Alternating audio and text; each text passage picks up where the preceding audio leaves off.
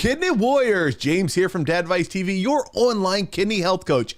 And it is Tuesday, June 30th, 6 o'clock p.m. Eastern time. And that means this is Dadvice TV live. Hey, and what does live mean? That means you get to say things in the comments. Like right here, we got to say hello from Chicago. Hey, Chicago. I'm not that far from you. I'm in Cincinnati. For work, I used to drive to Chicago quite often. About a 6-hour drive for me with the stops and stuff like that. I set the cruise control. I don't speed or anything like that. But today we are going to be talking about plant-based diets and some of the mistakes that people make and some other tips to help you. But if you are brand new here and you're like, who the heck is this guy with all this energy talking to me? Let me introduce myself. My name is James. I was diagnosed just about a little over a year and a half ago with stage 5 kidney failure. Doctors told me no hope. As a matter of fact, she said zero chance of getting better, that I was stuck where I was. The only things I could do was dialysis and get on a transplant list. And if I didn't, she told me my wife be picking out my casket. She said 45 days. Woo! Well, I did not go on dialysis. That was over a year and a half ago. I worked with my doctor. I worked on my diet with the renal dietitian, and I got to stage 4. And then I kept working on it. We made little tweaks, looked at my labs, had anemia, severe anemia, kicked it to the curb by adjusting my diet. I stopped doing bad things that were hurting my kidneys, got rid of pop, soda, all those kind of things. Got rid of ibuprofen, which was one of the causes of my kidney disease. Got my blood pressure under control. Kept an eye on my blood sugar. I was pre-diabetic. No longer pre-diabetic anymore. As a matter of fact, right now I am stage 3 and I have 0 symptoms. All of this through fairly easy lifestyle and diet changes. And when we think of diet, we think give and without. No. I went towards diet from the nutritional angle. What I do is portion control, and I pick, what do I want to eat? Maybe I can, if I want to eat this, maybe it's a little bit less is what I'm allowed in my diet, but I can pretty much eat whatever I want. There's just a few things I've got to avoid. But the key to all of this success for me was working with my doctor, but most importantly, working with a renal dietitian. And it's Tuesday, so we've got Jen Hernandez, a renal dietitian, right here with us to join me. Hey, Jen, how you doing? Hey, James, I'm doing so great today. It's always happy to be back on here, and I am super excited for what we're going to be talking about today.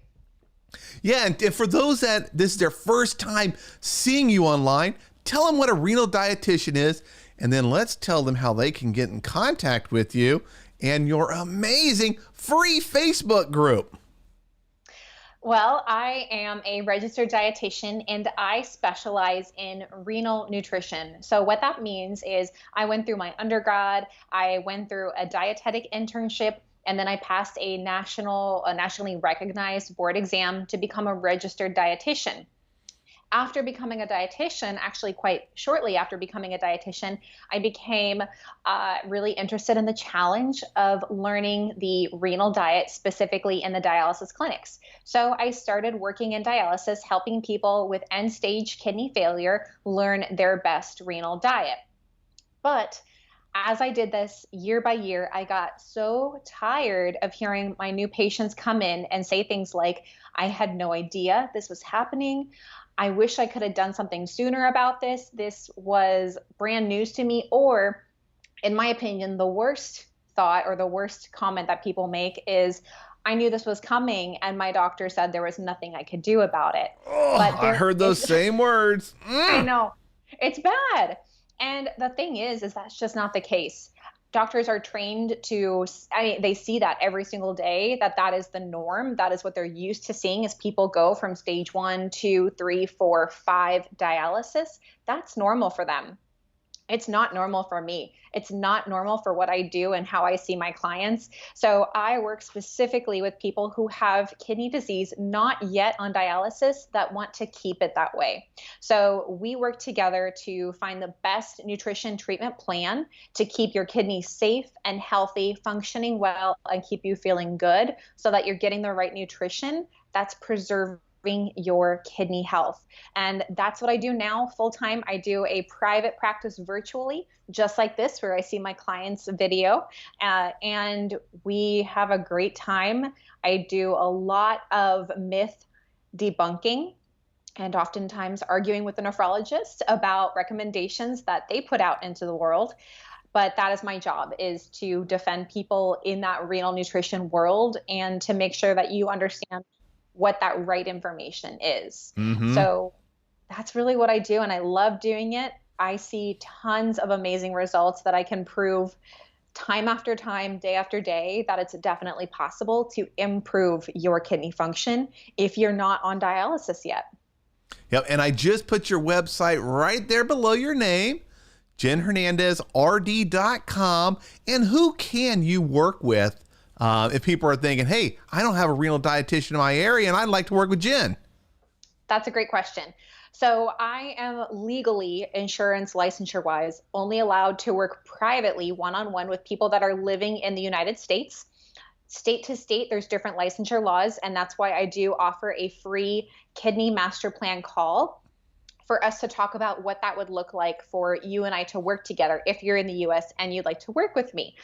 If you're outside of the United States, if you're living internationally in other countries, I can work with you in my group program, which is the Plant Powered Kidneys group program. And we're going to be talking about that in a little bit here.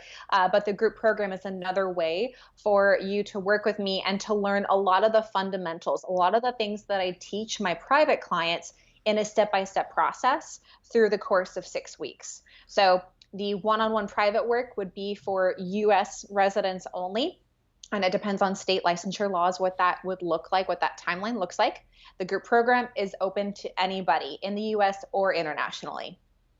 Very good. And we had a question. Someone said, hey, love all the shows. Well, they want some cooking demo. So what I say to that is make sure you have joined the Plant Powered Kidneys Facebook group that Jen runs. She does all sorts of amazing cooking. Yeah, demos on there. And let me tell you something. The last one I watched, you were using a knife like, I don't know, like some magical ninja. You were going so fast. I was fearing you were going to take a thumb off or something. I mean, to be honest, when I'm talking and doing the videos as I'm cooking, a little bit of that fear runs through my mind, but I do cut slower on the videos than how fast I typically cut. So I do slow myself down and I'm very careful about it. But that's part of the cooking demos that I teach in the Facebook group is some cooking, cutting techniques, some cooking techniques. I talk about different swaps and alternatives if you need to focus on one thing or another for your kidney diet.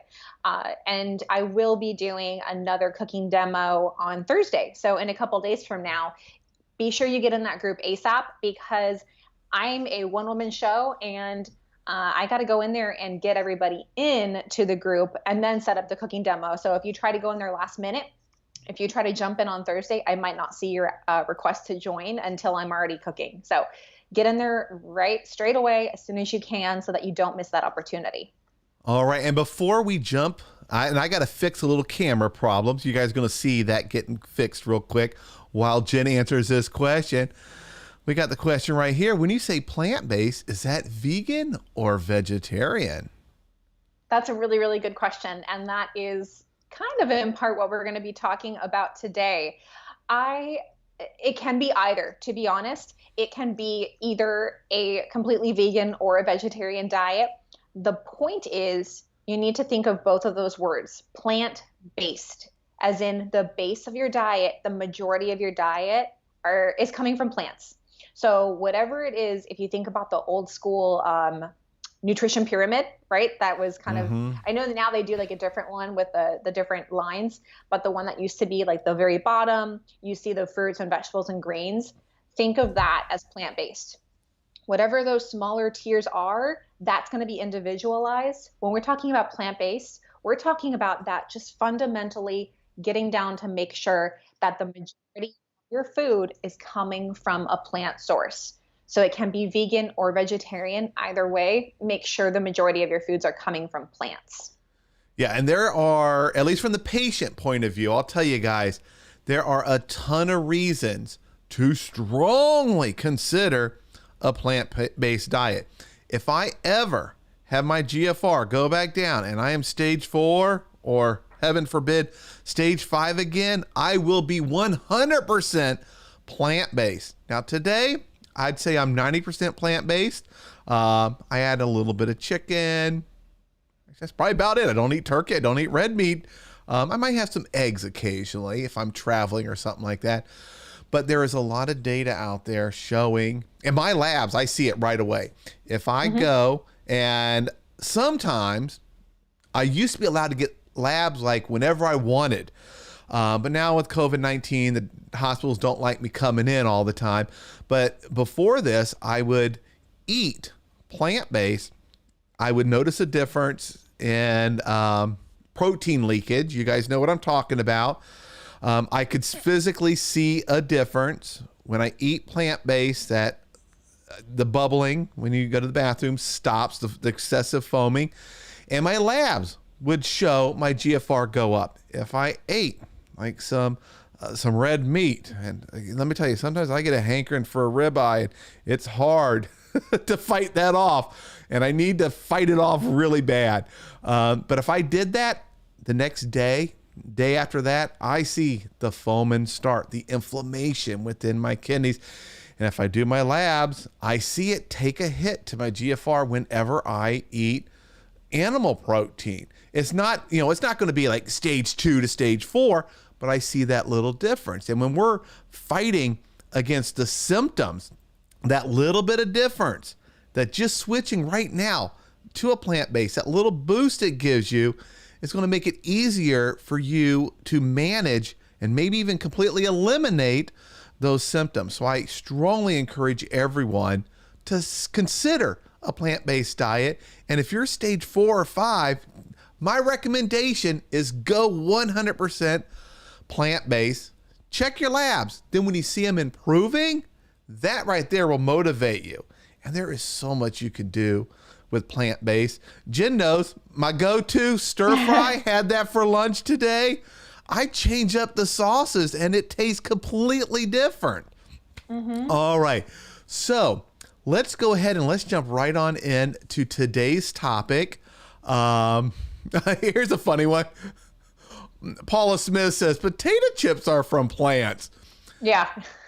Technically, the potato part is, but not all the processing and sodium and all that gets added.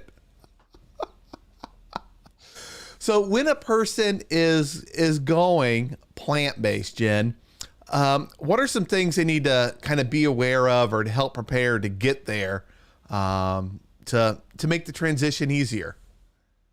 Well, first of all, I do want to point out just a couple numbers that I think can be really eye-opening in why this is so important. So are these on those slides? I shared. Yeah. Okay, let me bring them right up. James. So here comes the first one. The very first one here, you can lose 90% of your kidney function without feeling any symptoms at all. And when you are down that low with your kidney function, this is the point when the doctors talk with you about starting dialysis, either right away, an emergency start where you can get a catheter put into your neck, or they talk about getting a catheter or a fistula put into your arm. They get some kind of dialysis port put into you. Either way, you might feel totally fine, but your kidney function is so far gone that the doctor says dialysis is an option or is the way to go. Now, it's not always necessarily the case, but what's scary and why I pointed this out is that you can feel fine, but see your numbers go down. And that's, I don't want you waiting to feel bad. I don't want you waiting to feel symptomatic to make a change. What's most important is tracking these numbers, tracking your kidney function stage, tracking that percentage, and making sure it doesn't continue to go down. I'll tell you a really quick story. This is actually about a new client of mine that we just had our first session earlier today. And they were telling me they just got new labs. So we were going through those labs and they said, oh, well, my doctor said everything's okay. Continue what I'm doing. But we saw their GFR went from about a 27 to a 19 in a matter of 4 months. That's a huge drop. Yeah. And personally, I mean, first of all, I told them as well, like, I'm not a poker player. I could never keep a poker face because the look on my face was like, really? Like, this is what your doctor said, is keep doing what you're doing, because what you're doing is not working. And that is what leads you to dialysis. And they even said, yeah, my doctor said the next time we meet, we'll talk about dialysis. What kind of treatment plan is that? That doesn't make any sense. So track the numbers and don't think that just because you don't feel anything, that everything's okay. You need to be looking at these details. You need to look at this information, because you hit a certain point where the doctor says there's no turning back. You need to start dialysis right away. So we need to be really, really careful. I see someone's commenting that same thing happened. It's so often, it's so common. And unfortunately, I can't really blame the nephrologist for this, because they're so used to seeing this path, stage 1 to stage 2 to stage 3, yada, yada, to dialysis. That is what they've been trained and taught at as seeing the norm. That's what they're used to. And that's what they say, oh, everything's going according to plan because your kidney is continuing to decline. So let's just keep doing it. Like, that's not the way we should do it. So pay attention to your numbers and don't just think that you need to continue down the path that you're on if you're seeing those numbers decline. That is a sign that something needs to change. Okay? So that's the first thing. The next piece of information I'm going to share you, and I'm already stuttering on it because personally this surprises me. That's a big old number. Yeah, this is an actual patient of mine. A lot of you know, if you've been listening to us before, and like I just said in my intro, I used to work in dialysis, and this is a bill that was brought to my social worker partner and I. This was an actual patient's bill for 1 month of dialysis. And there was an insurance issue. There's always insurance issues, it seems, when it comes to dialysis. That's a big part of what social workers and your insurance coordinator does in dialysis. But this is not a bill that goes away necessarily. This is something that they say, oh, we'll do payment plans, or we'll figure out, how to do chunk by chunk. This isn't something that always just gets wiped away clean. And when people think about how they want to even invest in their health and they think, oh, I'm not going to worry about it, I can't afford it, I'm not going to do it, keep in mind that these financial choices don't go away if or when you go to dialysis. In fact, it can get tougher. I have had clients who have copays of of required prescriptions of $500 a month, required medications for one medication, $500 a month. Oh. So I just want to bring this to light to warn you that it doesn't get easier. And it's really hard, I guess, for me to kind of express this in a safe way, but I just want to warn you. I just want to warn you that this is something that you want to be aware of and be paying attention to. And some of these are extreme cases. The copay is not so much, unfortunately, but that's a whole other issue. Yeah, when I see that number, what I see is a Mercedes S-Class, pretty well loaded with a 1 month payment. Yeah. There's no way I could ever afford that. I can't even afford an S-Class on the 72 or 84 month payments. I could not imagine this being one single month's payment.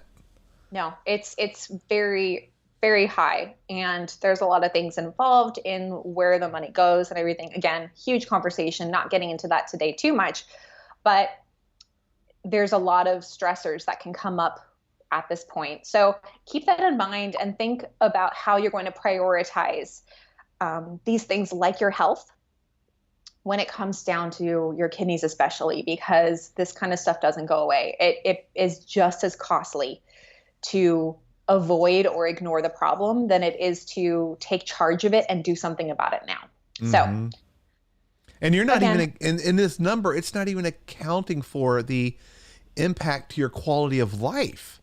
Yeah. And Yeah, this we're is not talking just, about the hours of dialysis and yeah, travel time and medical appointments. this is just a massive bill that you may have to face. And if you can make changes now, you can maybe delay, or as I have done, completely avoid the need for dialysis. And I got my life back. I have tons of energy. I'm doing whatever I want. Kidney disease isn't holding me back, not at all. Yeah, and that's so great. And it's so possible for a lot of people. The earlier you know, the sooner you do something about it, the more opportunities you have. The longer you wait, the longer you delay, the longer you procrastinate in this, whether you put your head in the sand or you just choose to avoid making changes, it's going to make it harder down the road. So, whatever kind of changes you can make, the sooner you can make them, just do it. It's going to pay off in multiple ways, financially, emotionally, quality of life. It's going to pay off in so many ways for you to do something about it sooner. Yep. So that is the information, those first few slides. I want to get into some of those issues. We talked about the mistakes. That's what we're talking about today, is really the mistakes that people make, because we know, a lot of us know, a plant-based diet is great. But when we think about it related to kidney problems, to kidney issues, to kidney disease, what are some of those mistakes that people can make? So the first mistake we have for that next slide that comes up. Oh, sorry, I'm responding to people. There's so many, okay. Lots of great questions. I want to let everyone know we will be getting to the questions as they fit in, but we will get to them. So keep the questions coming. Yes. So mistake number one is fearing potassium. And this is, again, across the board, that people right off the bat, if they have kidney issues, they start Googling, what do I need to do? And potassium comes up all over, all these different websites and responses all over the place say, be careful with potassium. That is old school information. That is outdated information. And potassium is so, so important for us. This is something that helps control blood pressure. This is something that gives us energy, that keeps our cells healthy, our bodies healthy. Why are we going to automatically cut out something that is good for us? If your doctor tells you to cut out potassium, or they should never say cut out because it's physically impossible to not have any potassium, it's in everything. But if they say to reduce potassium, number one, I've said it in past videos, I'm going to say it again, you need to ask why. Why am I supposed to cut out potassium? And if they say, because you have kidney disease, that's not a good enough answer. That is not individualized to what's going on for you, your body, your health. Okay. So I do not want you to just say, okay, and walk out the door and think, because I have kidney disease, I can't have potassium, or I have to cut down to potassium. You need to understand why. What is causing it? Where are you seeing the results that tell you you need to cut down potassium? What evidence is there for you to cut down on something like potassium? So people cut out potassium because they think this is the first thing to do. It's not the first thing to do. Absolutely not. We need to maybe be more aware of potassium in our diet. And James, you and I have talked about chronometer before. Yep. It's a great food tracker. Use a food tracker, do a food journal just to see how much potassium you're getting anyway. 98% of Americans don't get enough potassium in their diet. And that's why they're starting to require potassium to be included in the labels, because people aren't getting enough. So that benefits you wanting to look more at your potassium, because then you can start to more easily find it in food labels. But I mean, in this image here, we're looking at avocados, tomatoes, nuts, seeds, potatoes, even greens. People start pulling out all these really good, nutritious foods because of this fear of potassium. And you have to think of other nutrients you're getting rid of when you decide to cut out these foods. What are you letting go of? I mean, I was talking with this client today because we were talking a lot about this, and she had cut out so many foods that she loves. And she said, oh, when I cook potatoes for my family, I just kind of sigh and I cook it because I know it's something that they get to have and I can't have. And it's not always the case. Okay. Always clear it with your doctor first. Better yet, clear it with your dietitian. Your renal dietitian is going to know a lot more about this than the doctor. The doctor, their go-to is going to be oftentimes a dialysis nutrition prescription, which they're more familiar with, and it's the most restrictive often, and even that's outdated. So doctors don't go to school for nutrition. They take a nutrition class, they listen in a seminar, they go to a conference and hear a presentation about nutrition. That doesn't mean that they're qualified to give you the responses, the direct answers about your nutrition and what you should be following. So, and I want to chime in with a comment there about that. When I was first diagnosed, so it was 2018, and I was trying to figure out what to do. And of course, there's all this conflicting information online, and you see no potassium. And of course, you can't get rid of everything. It doesn't talk about the difference between artificial chemicals and natural sources of potassium or phosphorus, things like that. But one person, I can't remember who it was, recommended, they said, hey, find this medical textbook that doctors use from 2007. Get a copy of it, and you're going to be shocked at what you read. And I was able to find one on eBay. I bought it, and there was only one chapter on nutrition. And that's what I focused on. They said, look at the nutrition, and it recommended to limit yourself to just one can of cola per meal. That was part of the nutritional recommendations as recent as 2007. Now that all changed in 2008 apparently, and every year the guidelines are tweaked as we learn more about what works. And for everyone out there, you can ask your doctor, but a renal dietitian is the person who gets books of information that stays on top of this, where your doctor, whenever they went to med school, had a chapter on it, and it was very high level. They were taught how to take care of other problems with your kidneys. They're not taught about nutrition.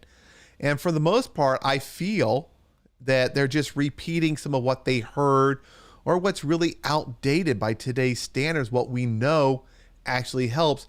And the doctors don't seem focused on interrupting that slide from 1, 2, 3, 4 down to stage 5 where you need dialysis.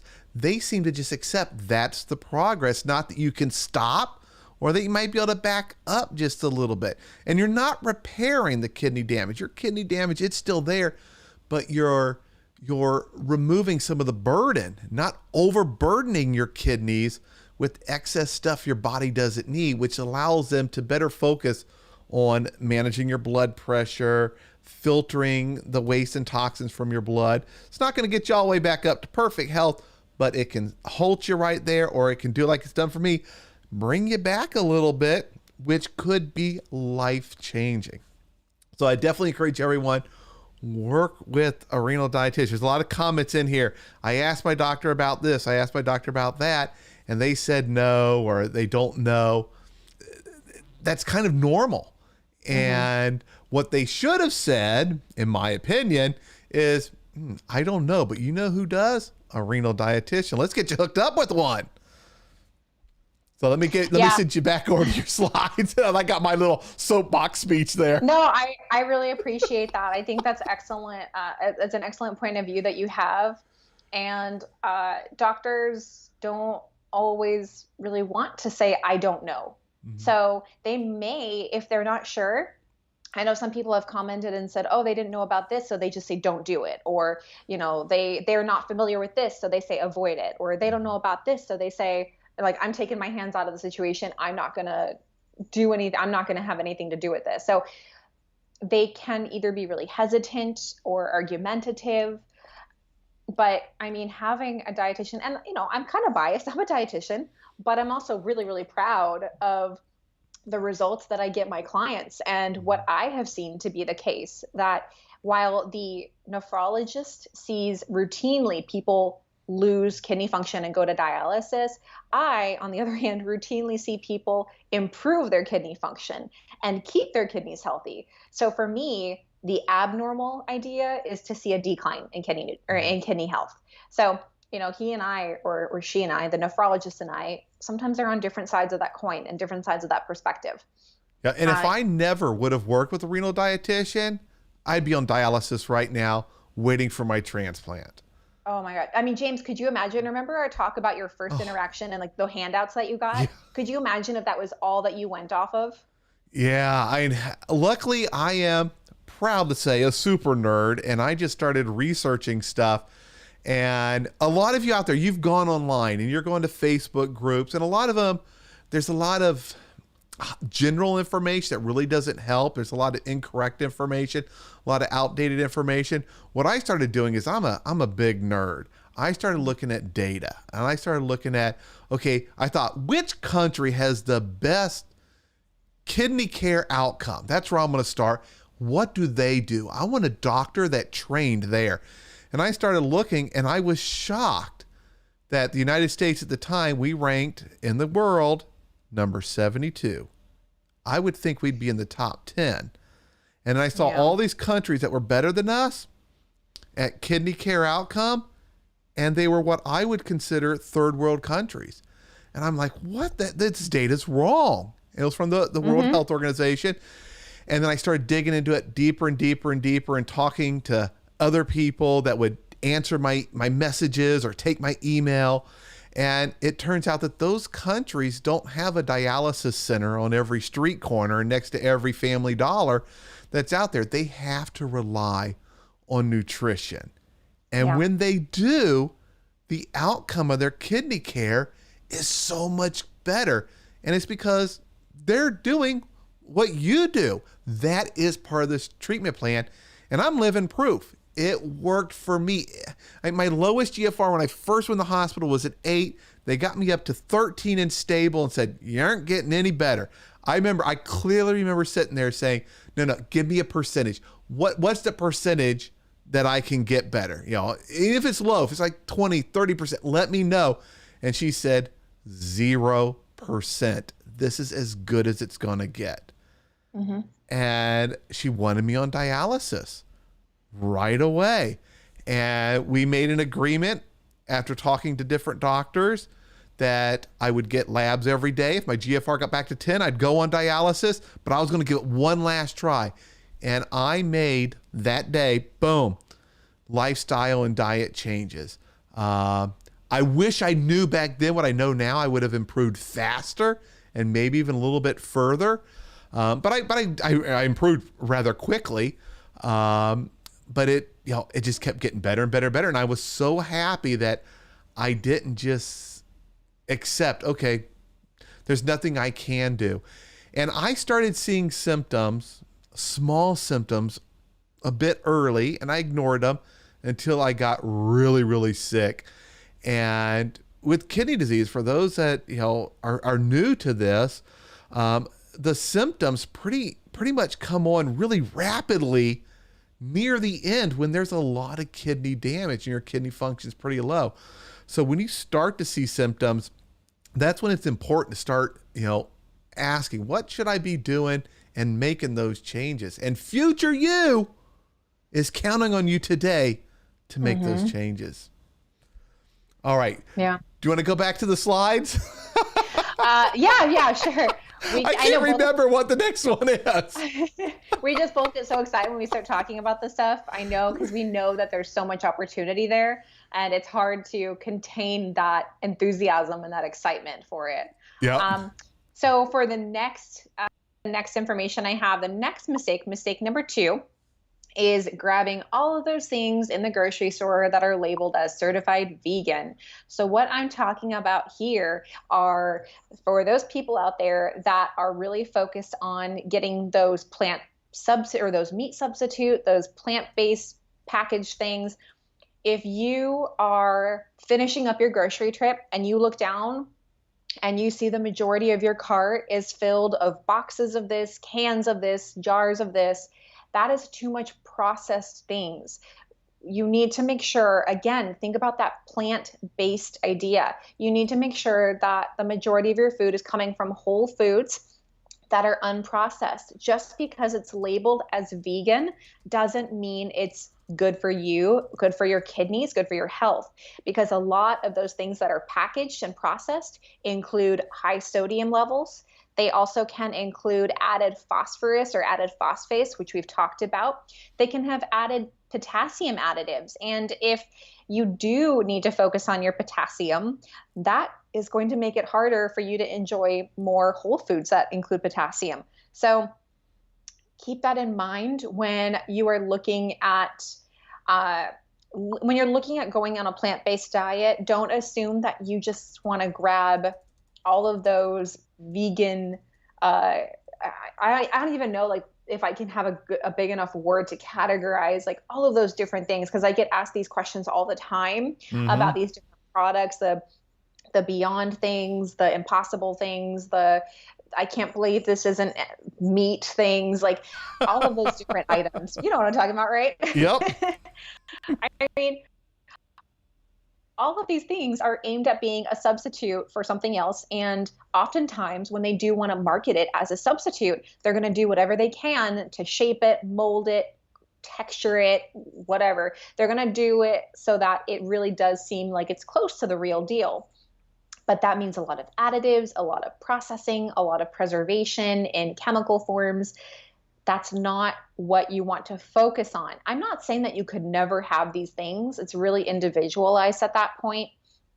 But if this is becoming a staple of your meals, a staple of your diet, and you're noticing when you sit down to a meal that you don't have enough fruits, you don't have enough vegetables, that is where you're starting to do plant-based wrong, because it's not necessarily going to support your kidneys. If we're talking about just general vegan diet, then maybe so. That's not the issue.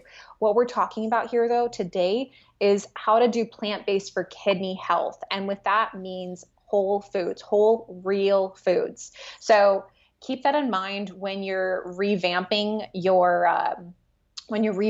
diet.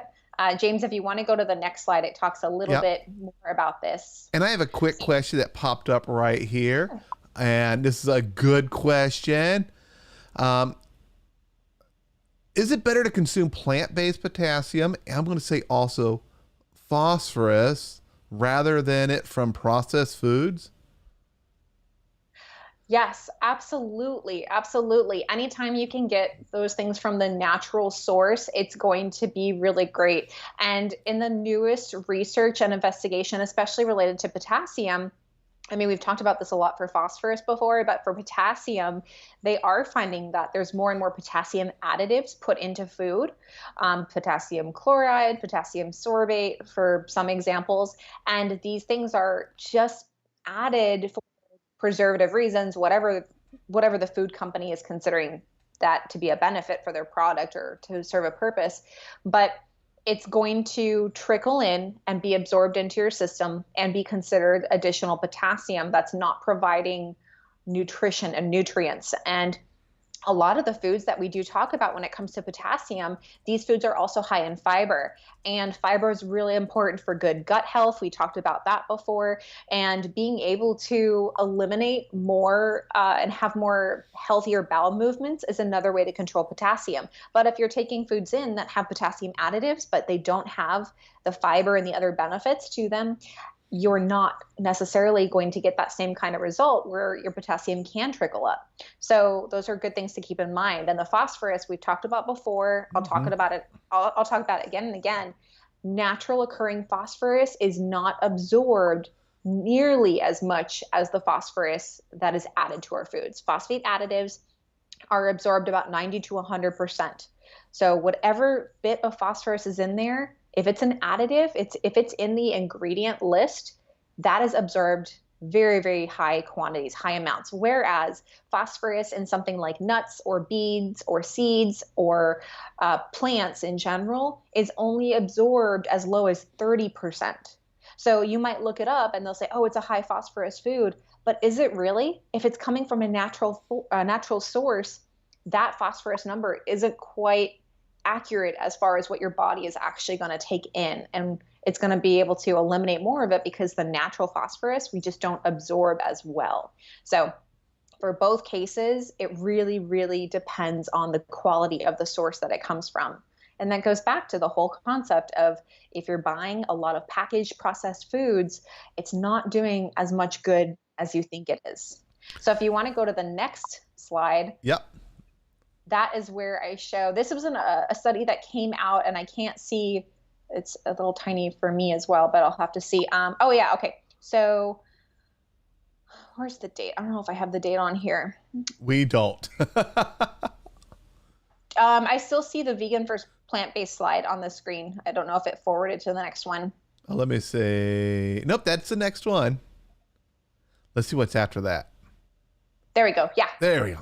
Okay. So this is a study that was done a few years back about different types of plant-based diets. And this is another one of those things where it's not necessarily just something to say I'm vegan, or, you know, these different ideas of what that diet looks like. So in this study, they looked at an overall plant-based diet, looked at a healthier plant-based diet, they looked at a vegetarian diet, and then a less healthy plant-based diet. So it didn't have as many greens, vegetables, fruits, nuts, and seeds, but it had a little bit more potatoes, it had more sweets, it had more sodas, things that are plant-based because there's no animal products in them, but they're not actually based from plants.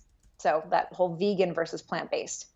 What they found in this study is that the people who followed a healthier plant-based diet that did actually focus more on fruits, vegetables, whole grains, seeds, and healthier beverages, they had a better improvement in their GFR compared to those who did follow a more processed diet. Even though it was considered plant-based or lower animal proteins, it still didn't yield the same results. So it's not necessarily good enough just to say, I'm vegan, I'm following a vegan diet. So again, be careful with the quality of the food. And even in this case, they talk about a vegetarian diet. So, you know, we talk about vegetarian means including dairy, cheese, milk, those kind of eggs, those kind of products. So it's not that you can't have those things, but again, it's sparingly, it's ever so often, and think back, plant-based. The base of your diet is focused on plants. So that's really what all this is getting at. And I think this is a great visual to show those differences. The incident of CKD, instead of 0.94, it was up at 1.11 for the rate of people getting advanced kidney disease issues. Okay, so then I'm on to number 3, the next little focus here. Next slide, there we go. Yeah, and so that is failing to commit. And what I mean by this is people oftentimes think of these changes as a temporary fix, a temporary solution. This is not the case. We are looking at lifelong changes. We're looking at sustainability of what you can do from here till forever. What can you do that is going to make sense for you, your health, your diet, and it's realistic. It's not a fad diet. It's not anything that, oh, I'm going to do this until I get my next labs, and then things are going to look better, and then I'm going to go back to eating the way I was. That's not how it works. We need to be sure to pay attention to doing this for the long run. And I mean, we think about New Year's Eve resolutions, right?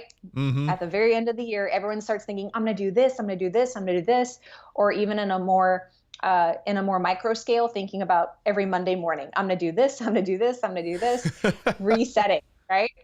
So if you are that person that is struggling to commit to these changes, look for support. Look outside of yourself to find more people in the community. And we have the Facebook group that you can join, and you can be a part of a group that is really doing so well, communicating and sharing tips and ideas with each other about how to do plant-based. And I'm there to help kind of oversee it and provide some insight and feedback. But finding a group of people that you will have that support from. It's one thing to have that support in your day-to-day life, in your family, and talking with your family about what your goals are and why you're making these changes. But then also to find peers, find people that are in similar situations and that you can relate to. And that can also be another form of support. So this one especially, actually all of these mistakes are why I had decided, after working with my clients one-on-one, to create what I have, that is the Plant Powered Kidneys group program. Because these are mistakes I saw time and time again, client after client. And it was me going on repeat of talking about, no, we've got to change this, we've got to do this.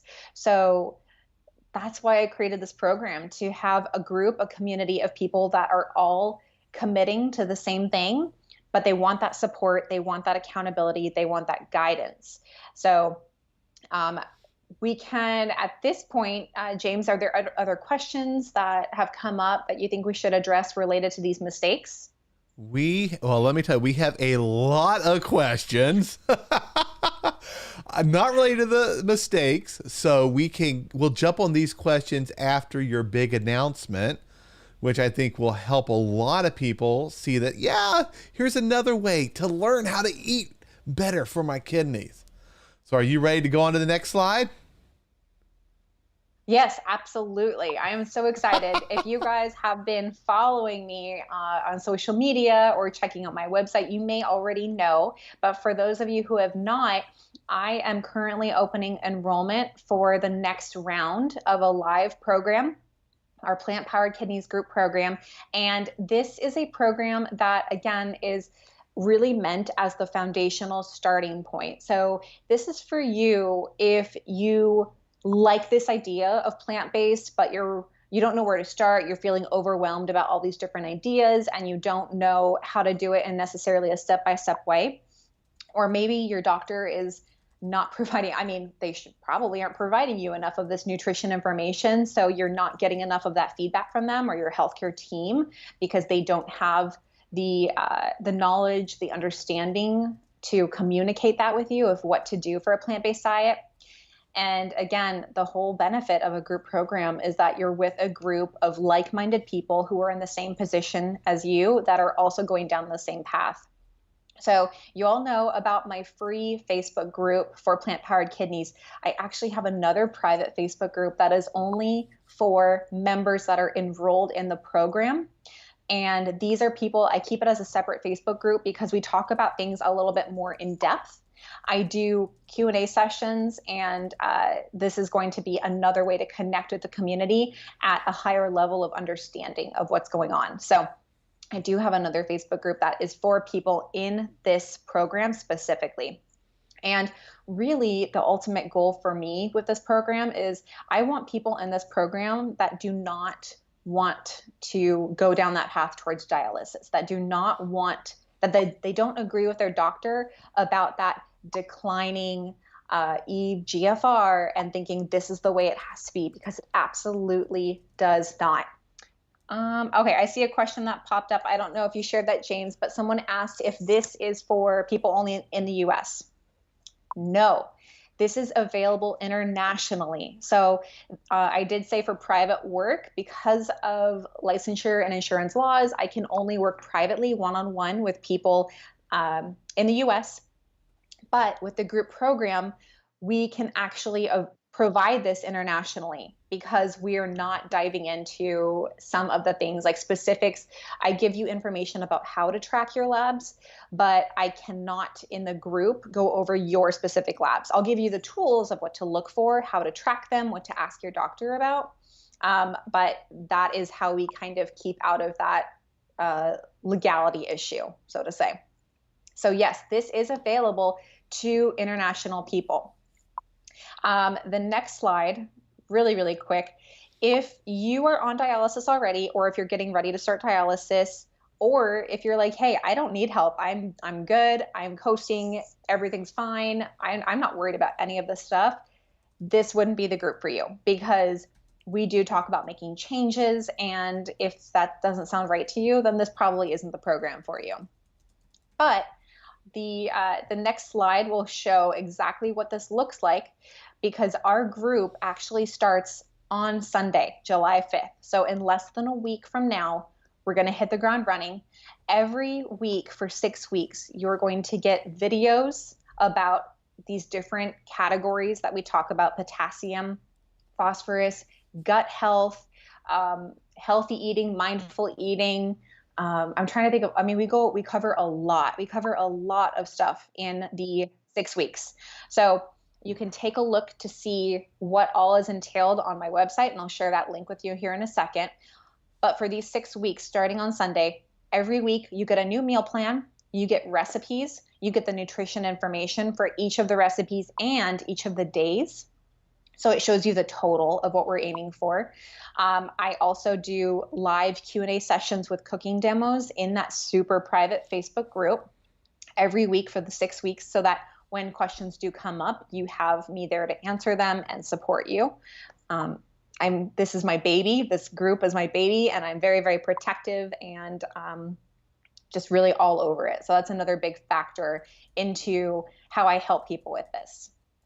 So the special offer I have on the next slide, James, this group is typically $647, but right now I'm offering an early bird discount enrollment of $497, and this is lifetime access. So the course itself is 6 weeks, but once you're in for life. You do not need to re-register. When I provide news, updates, recipes, meal plans, you will be a part of that. So you're in once, you're in for good, and you don't need to re-register. I will warn you guys that this early bird offer is only available until Friday, 4th of July, but it's filling up really fast, and I don't anticipate that it's going to be available even up to that point. It's filling up really fast. And I keep this group small because I want to make sure that it's that I address people's questions and that I'm taking care of everybody. So seats are limited. So if it's something you're thinking about, think about it, of course. And once you're ready, get in, because I'm not even kidding. Single digits. I only have a few seats left. So the next slide shows how people can join. Yay! So many people have been asking that. So the enrollment, you can go to my website, jenhernandezrd.com/PPK for plant-powered kidneys. And there's enrollment links in there, okay? You can go in there, hit any of those enrollment buttons, and it will direct you on how to enroll. Make sure you use the special code for that discount that I mentioned. And we do have bonuses. I'm really, really excited to have another bonus coming up. A good friend of mine who's a registered dietitian focuses on mindful eating. We've talked about being really aware of our eating habits and helping with digestion. She's going to do a bonus video, an educational mini course of ways that you can do that for your health. So I'm going to have her guest hosting. I also have a ton of bonus videos in there about cooking videos and how to read different labels. So tons of information. You will get plenty out of it in these 6 weeks. And again, we go through the course in 6 weeks, but you have access to the material for life. So you can watch and rewatch the videos. There is no time limit on when you get that information. It is there for you to learn from and grow from. I don't know. I don't want to sound tacky about it, but we've had really, really great results from people that have gone through the program. And I've shared some of them on my social media. You'll see some of them on that page, that enrollment page. But I've had people go through this program and their protein in the urine is cut down in half. Their GFR comes up from the 30s to the 40s. I've had people who go up from GFR 40s to 60s. Really, really, really great result. So if this is something that you want to get started with, if you're not ready to work with a dietitian one-on-one, this is a really great program for you to start at. And then once you do work with a dietitian, they will be floored with how much you know already about kidney nutrition, about what to pay attention to. And it's just really going to advance your level of understanding. Even when you talk with your doctor, you'll get that information of what to ask and what to look for and what to focus on. And I've had really great responses from the people that have participated saying that their doctors are really happy that they did this program too. So this is the third time that I've launched this program. And every time I launch it, it gets better and better. But it's a live program. It's not available all the time. So it will close very, very soon here once we hit the ground running. Yeah, and I wish when I was diagnosed I kind of see it as a boot camp. I wish there was something like this when I was first diagnosed. It could have saved me months of misery and a lot of sleepless nights worrying about stuff. And, most of us, we do our best to figure out our diet, and we all make mistakes along the way. And I shared a link to my labs in here, and a number of people have been clicking on it. When you look at my labs, you see they don't just go up. My labs did this, it did this, and then you can see where I first tried a big change in my diet, keto. You see that big old dip right there in the middle, and then I got it back because I was like, whoa. Got labs before, made changes, got labs, it didn't work. I wish there was something like this that could have helped me to avoid those dips and to feel better about knowing I better understand what I'm eating. So hopefully a lot of you guys, this works for you. And I see a lot of people that are saying, hey, I'd like to join it. A few people, it's outside their budget. For me, when I was diagnosed, I definitely would have had that same thought of, oh, is it worth it? Because, there's so many things out there that are, $100 here for these magical pills that are supposed to do stuff that just end up hurting your kidneys. If I could go back and talk to myself and there was something like this available, I would say, do it. It's going to get you set up for the rest of your life. It's going to make the quality of life so much better. You're investing in yourself. And you guys have all seen Jen here for, I don't know, we've been doing this for over a month now, having me come on, sharing information. Jen knows what she's doing, and that she is focused on not just letting you slide down to dialysis land, stopping, halting kidney disease, backing it up, beep, beep, beep, a little bit and getting some of that function left, or regaining some of that function. So, I encourage everyone, consider this. If it's outside of your budget, see if you might be able to make it fit. This is Jen's program. It's not my program. So I can't give away discounts or anything like that if anyone's asking. Well, I really did do everything in my power to cut down on the investment as much as possible. And you will probably find other things out there that may be cheaper, but may not cover everything. I haven't seen anything cheaper. Yeah. So again, I did everything I could to make it as affordable as possible, because I'm also doing the hour sessions every week. So you're also, not only are you doing this program, but you're working and learning from a renal dietitian for 6 weeks during this program. And this is, again, something that once you're in it, you're in it. You're in our Facebook group. Even now I have people enrolling and I get them in the Facebook group and they're going back and they're watching the last Q&As that I had done from the last time I did it. So they're getting all of those hours from the past talks that we've done, and they're already starting to learn from what was already put up in there. So this is not just an investment for a 6-week period. This is an investment from now until, who knows, now until you decide that you don't need this information anymore. It's there for you whenever you need it. And I have tons of downloads, handouts, guides that come with each week, come with all the details.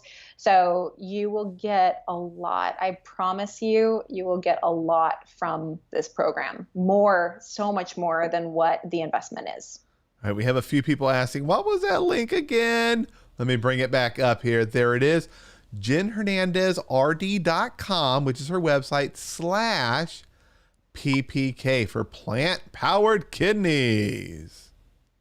And to get that secret discount code, once you go in to hit enroll, it's going to be posted right up in there for you. But again, it's only available for the next few days or until seats fill up. And I only have, I think, last time I checked, I think like 9 seats left. All right, so let's go ahead and answer some questions. Boy, do we have a lot of questions in here today. A lot of questions about Renal. So Renal is a probiotic, and it's 3 unique strands of probiotics that metabolize certain things in your gut. And as you take it, the colony gets bigger. The things that those metabolize, it's pretty much like gobbling it up. I think a Pac-Man, gulp, gulp, gulp, gulp, eating some of this bad stuff that normally goes into your bloodstream, and then your kidneys got to filter it out. It's going to help you kind of, pass it out in your stool, reducing some of the burden on your kidneys. Jen and I are going to do a show in the future about talking to your doctor about things like Renal and other things. The best conversation to have with your doctor is, I would say go to a renal dietitian because they understand nutrition, is to talk about, would a probiotic help me? Now, there was a recent show, I saw it, and many of you talked about it, about how most probiotics are completely useless. They're talking in those shows about probiotics and healthy people. They're not doing anything to help you. For us, the probiotics in Renal are helping you, I'm trying to find a nice way to say it, poop out some of this stuff before it all gets absorbed into your blood, and then your kidneys got to get rid of it. So for us, with this type of probiotic, these 3 strains here, it's very unique. It can help us. Now, the results you may see from using Renal, I saw a bump up in my GFR, lowering of my my BUN, my bun went down, lowered my creatinine, which is what bumped up my GFR. It may stabilize you. Maybe you're declining and it's going to slow it down or help you hold it. And for some people, they may not see any difference taking Renal.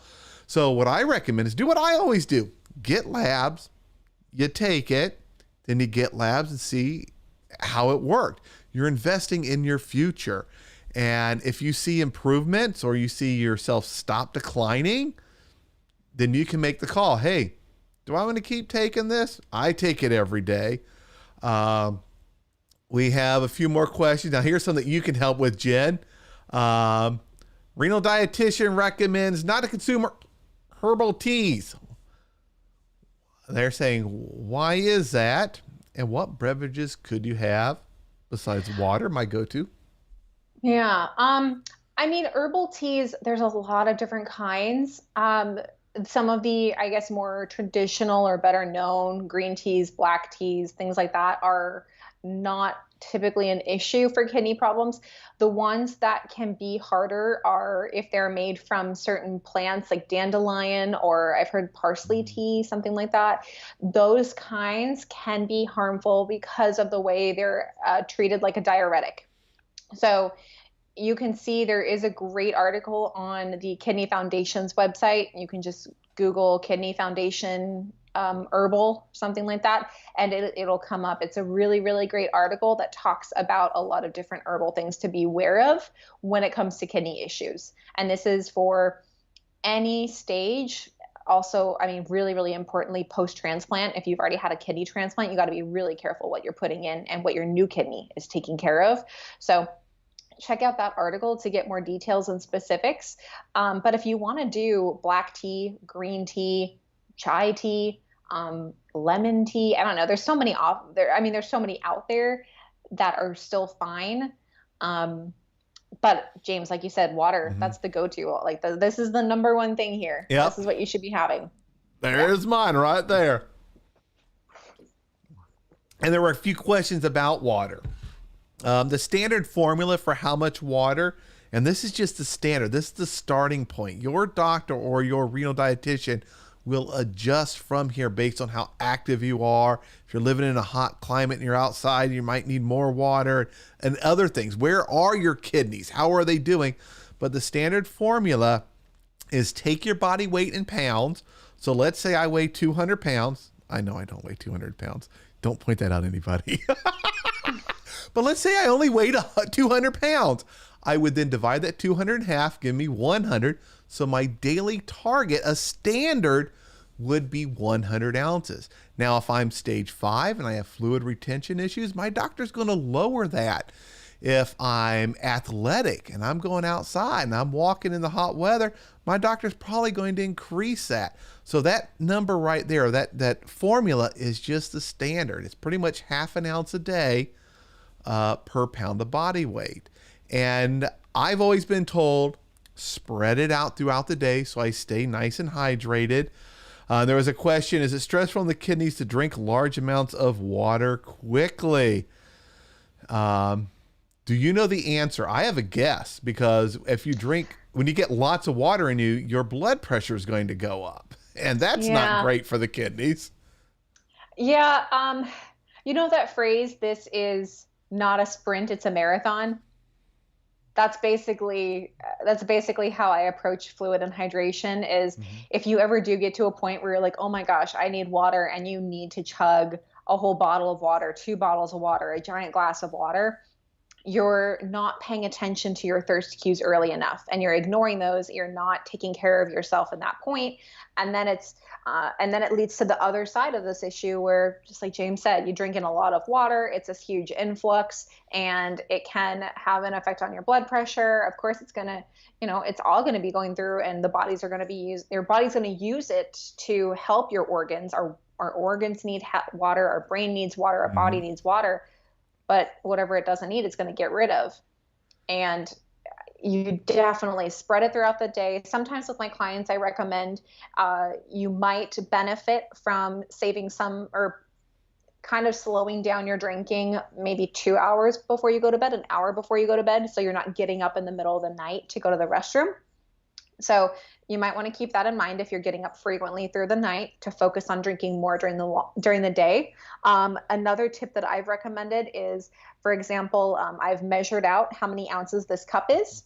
So I track and make sure I know. That's And way up James, you here. have yours. Yeah, you have yours My measured. other numbers, believe it or not, are missing. They've gotten worn off where my hand Yeah, they get normally worn goes. off.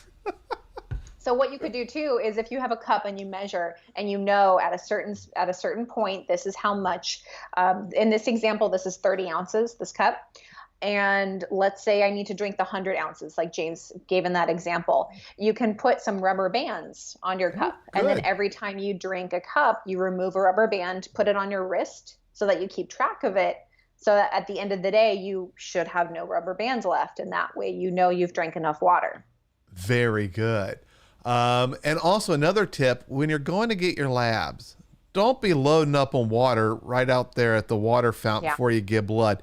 It takes 45 minutes to an hour and a half for that water you drank to get into your system to start hydrating you. So space it out so you stay hydrated. And if you're not hydrated, like if you don't drink in the morning and you get your labs, early afternoon or like 11 a.m. or something, and you're dehydrated, that can make quite a difference in your results. You're not seeing the right results. And I was told they can swing up to 20%. So if your GFR was around 30, you could be looking at a 2 or 3 point swing. That's like, not good. All right. We have a bunch of people. When I talked about stir fry, we're kind of going back in time, catching up with a lot of the questions. People were asking, like, what kind of different sauces do you use? So I make up a lot of sauces. I did find one, I don't have it here with me, a brand that has no preservatives. It's all natural. They make stuff in small batches. It's a company I called and I spoke to them. And they make these like barbecue sauces. Darn it, I usually keep a bottle somewhere. They have a number of them that I really like because it's all natural. Now it gets shipped. You got to store it in the refrigerator. You can't be storing it in the cabinet or anything like that. There is also, remember guys, just a few days ago, we talked to John Vito, Cooking for Your Kidneys. He has a great hot sauce recipe in here that I absolutely love. Super easy to make. I use that one a lot. I'll also take it. I'll throw in like some ginger. I'll throw in some garlic. I made a little list. Curry. I just love all those different flavors. I was like, what am I in the mood for? And I kind of mix it up. Or I may even just go with like some vinegar and oil and mix it in there if it's small. But I usually like the flavors. Do you have any recipes on your site, or have you done any sauces on any of your videos on your Facebook page that could be used in the stir fry? I've definitely done sauces. One of my favorite go-to ones that I had recently was a cashew curry sauce. I did And not see that so, one. yeah, so that one was Oh, really great. I think coconut aminos is a great soy sauce replacement go-to. It's much, much lower in sodium. I had a client the other day asking me, she sent me a text and was like, "Hey, can I do fish sauce?" And I said, "Well, it's really high in sodium, and she hadn't even looked at it. And she checked it, and the fish sauce was over 1,400 milligrams sodium. And usually recipes don't call for a lot of fish sauce, so a little bit can go quite a long way. So some of those sauces, you really want to be careful for the sodium content of them. But James, I totally am on board with that idea of a different vinegar, a different oil base. I mean, sesame oil with rice vinegar, or olive oil with balsamic vinegar. Avocado oil is a great neutral oil, kind of like olive, but a little less pronounced flavor. So avocado is a great go-to to add with like a sherry vinegar, or with a champagne vinegar, or with an apple cider vinegar. I mean, it's basically this giant game of mix and match, and then just decide what looks good, what tastes good, what smells good to you. Yep. And here's what's funny. Outside of the recipe in the book that I do follow his recipe, outside of that, I have no recipe. I just eye it. I'm like, a little more garlic. I'm in a good mood. I want some garlic. Yeah. Yeah, exactly. And then spices. I absolutely love adding a little bit of a kick to it. It slows down my eating and makes me feel better. Plus, the capsaicin is good. I don't know how helpful it is for kidney patients, but it's good for it's an anti-inflammatory, so it can help with any inflammation issues. Now, a lot of people ask, James, can I eat X? Can I eat Y? There were so many different things that people asked about. It really is going to come down to, I know two things you shouldn't eat ever as kidney patients. Star fruit, because there's a neurotoxin that your kidneys cannot get rid of, and it can be dangerous, deadly. And then black licorice. It also can build up if you eat too much. You don't have to eat too much of that. So those are two things you can't eat. Other than that, it comes down to what are your labs? How are you doing? How do you feel? And then portion control. Can you have some orange juice as a kidney patient? If you're stage 4 and you don't have say you're stage 3, that's an easier one. Stage 4, things get a little bit tighter in there. But at stage 3, you don't have a sugar problem because there's a lot of sugar. Now, that's probably the number one thing that keeps me from ever reaching from orange juice is the additives, the sugar. You can work it into your diet. Now, you may not be drinking whole big giant carafe of it or anything like that, but you can work it into your diet with portion control. And that really, when I discovered that, and not that I discovered it as no one else knows it, once I was taught it, that's the right word. Once I was taught that I need minimums, you got to have a certain amount of sodium. Don't exceed this. Just eat and stay in there. Once I was kind of given that for all my key nutrients, I just used an app and it was super easy to figure out what I want to eat. If I'm looking at something that's a little high on sodium, I think, okay, if I eat that for lunch, I got to go really low sodium for dinner. What am I going to have for dinner? Okay, yeah, that's low sodium. That's good. Boom. I'm staying in where I'm supposed to be, that Goldilocks zone, not too low, not too high. So can I eat this? Can I eat that? It all is going to depend on your labs and what else you're eating. But portion control is really what it all comes down to. There really aren't a lot of no foods. And I'm looking through some more things. So people asked about the meal plans that you have for diabetics. Are there special meal plans if they are diabetic? Diabetes being the number one cause of kidney disease. I know a lot of kidney patients have blood sugar issues, and I was pre-diabetic, and I bet you guys I actually was diabetic, but I never went to get the test before because I never wanted to know it. Is it easy to fit your meals in your plans into a diabetic diet? Yeah, so the meal plans that I provide during the program are entirely plant-based from Whole Foods. And you will get the nutrition breakdown of each of the recipes, each of the serving of the recipe. So you'll see how many carbs are in a recipe. And really importantly, there's actually a whole week in the program that we do talk about carbohydrates because it is that important to be aware of. And we do need to understand a lot of the fundamentals of why it's important to have carbs, but to identify what carbs are the best. And it ties in a lot with some of the other aspects of the program. We talk about the gut health. So we talk about fiber as a big part of that.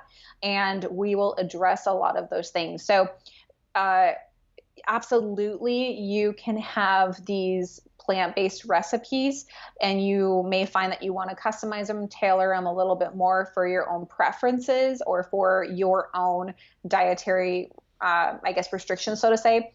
But that's why I do give you all that information about the carbs, the potassium, the sodium, the calories, everything there is included so that you can see what it looks like. But then I also do want to make sure that I educate you on what you need to look for. So we talk about that during the program. We talk about that during the course, is looking for what to identify. And I tell you, almost everybody that I work with, it's always, we have to start from these fears of food.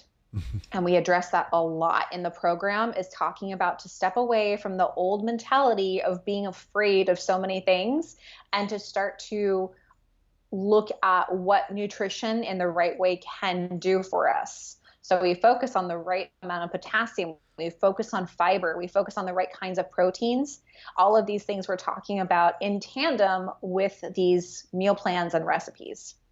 Speaking of proteins, a few people ask, can we use liquid amino acid to treat low sodium? So that's kind of related to that, because I know a lot of people use liquid amino acids in a plant-based diet, or I've at least seen it online. It's not something that I do.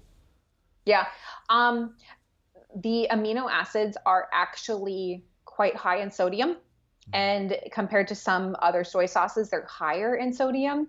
When you have a low sodium lab result, very, very rarely is it actually a case to increase salt. Although I will say, with a lot of my clients, when we do focus on a plant-based diet, they end up having room to add more salt to their diet because they get better control of their blood pressure, and it's already coming from natural food sources, and it's naturally at a lower amount anyway. But we were talking about the fluids, and James, you said if you go and drink a bunch of water before your lab results, what you could be doing is diluting your sodium level. So don't think that if your sodium level is low in your blood test results, that it means you need to have more salt. That could actually be doing more damage. So we do a whole week talking about sodium and fluid in the program, and go through a lot of this information, address what to look at and why this is important. Yeah, and someone said, what's the app? I think you're talking about Chronometer. It is a free app you can use to track what you eat. There is a pay version. I personally use the pay version, and here's why. You can set targets. So once you work with your doctor and a renal dietitian, they say, hey, here's your sodium limit. You can set that in there and see where you go, and it will warn you when you get close and if you approach. But more importantly, because I'm a super nerd, all sorts of web-based reporting and graphs and stuff like that every one of my doctors has a login to get to and see. So they can see at any time, what did James eat today? How's he doing on sodium? Has he been going high this week? And it's great when I look at my labs, and I always look for everything. In the beginning, my labs were all over. They were a disaster. Things were high, things were low. But now everything, I got it to where it was in the standard range. And I just focus on getting everything right in the middle of the standard range. And we can see, ooh, James, you're getting a little high on phosphorus. We can go back easily and look at my diet and say, here's what it is. You've been eating too much here. You just cut back on this right here. You added this for breakfast, and the one you're eating, this version, it's high in phosphorus, for example. Not that that's ever happened. I love the way my labs look. I think I've gotten it down. That's good. I know it. Let me see. Someone said, Chris asked, can I join the program if I don't have a Facebook account? Yes, you absolutely can. I will be recording, or I will be uploading the weekly Q&A sessions into the actual program. So for those that aren't on Facebook, can still see the recordings of the Q&A. You won't be able to be part of the live Q&A session because if you're familiar with my Facebook group, the way I do lives on Thursdays, it's a very similar format. So If you don't have Facebook, you'll miss out on that live opportunity, but you can still reach out and ask questions and see the Q&A session and the cooking demos that I do during that time. Yep. And if you guys have not seen her videos, go on there and see them. She's in she's in Hawaii, first of all. So it's always sunny and you're always dressed for Hawaii. It's always hot. I've never seen you in a parka. Oh my gosh. That happens here. I burned it. But if you guys, Chris, chronometer, that is the correct one. I'm not sure if that's the spelling or not. Google it, you'll find it. Also on Dadvice TV, if you go to dadvicetv.com, click on renal diet. It's like maybe the 4th or 5th link, nutrition tracking app. You can actually see screenshots of it, and I wrote about it. I created that a long time ago when I started using it. My doctor recommended it to me because they could get the reports online. And that was the huge difference. Besides me just emailing it to each of them at any time, they can go online and chart all sorts of stuff. All right. So we have gone a bit over our time. I want to thank everyone for being here. Please give our video a thumbs up if you appreciate Jen and I coming here and sharing all this information with you. The thumbs up help with YouTube promoting the video and helping other kidney warriors find this information. And that also helps more people subscribe, which is great. I'm getting close to 100,000 subscribers. I think we're about at 82,000 right now. Holy cow. Wow. I remember when I was hoping for 1,000 and I thought, oh, I'll never get to 1,000 subscribers. Who wants to know about my kidneys not working? And now we've got such a great community here helping each other. We have the schedule of the coming up shows, and we've scheduled them out into August on dadvicetv.com. Make sure, let me bring up these right here, that you are participating in Jen's Facebook page. There's all sorts of great information there. And help spread the word. Let people know, hey, they can come here, they can listen. If they disagree with what I said, that's okay. But I have a feeling they're going to pick some things up and they're going to start wondering, hey, you know what? I saw that guy's old videos. He looked pretty bad. He was really slow and weak and his eyes were all sunken in. Now he's looking better. He's got a ton of energy. Maybe there is something about working with the renal dietitian, understanding nutrition, working with your doctor, not taking those voodoo pills that are being sold all over the internet as cures and fixes. There are no cures for kidney disease, but just because you have kidney disease doesn't mean you have to let it hold you down and hold you back.